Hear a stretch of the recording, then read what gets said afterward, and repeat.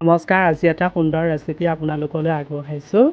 এয়া পাৰিলে মই 5টা দিম সম্পূৰ্ণ সিজিবলৈ, আৰু ইয়াত সোৱাদ অনুসৰি নিমখ দিছোঁ, আৰু ইয়াত তেল দিছোঁ।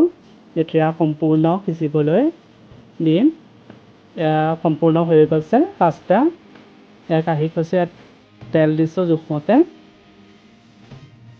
আৰু কাটি থোৱা মিডিয়াম চাইজৰ পিঁয়াজ এটা মিহিকৈ কুটি দি দিছোঁ, আৰু এনেকৈয়ে ভাজি থাকিম ৰঙচুৱা হোৱালৈকে।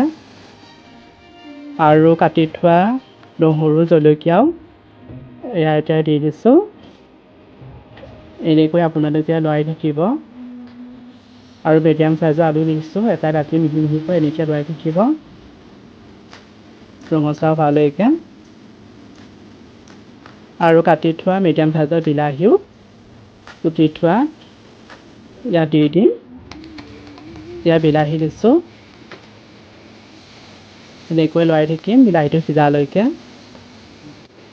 এতিয়া সোৱাদ অনুসৰি নিমখ দিছোঁ জোখমতে। এতিয়া ভাজি থাকিম বিলাহীটো সিজালৈকে, আৰু ইয়াত 5টা মছলা দিছোঁ, এনেকৈ লৰাই থাকিব। আৰু কণী এটা দিছোঁ ৰঙচুৱা হোৱালৈকে। কণীটো এনেকৈ মিক্স কৰি লৰাই থাকিব,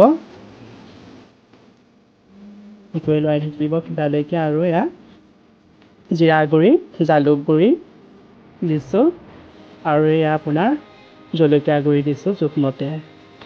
এনেকৈ ভাজি থাকিব, আৰু বইল কৰা এতিয়া আমি পাস্তাখিনি ইয়াত দি দিছোঁ।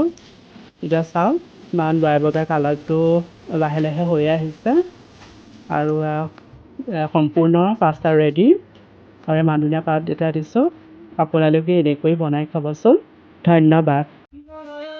তোমাৰে নামত বহিছে চোৱা চৌ দিশে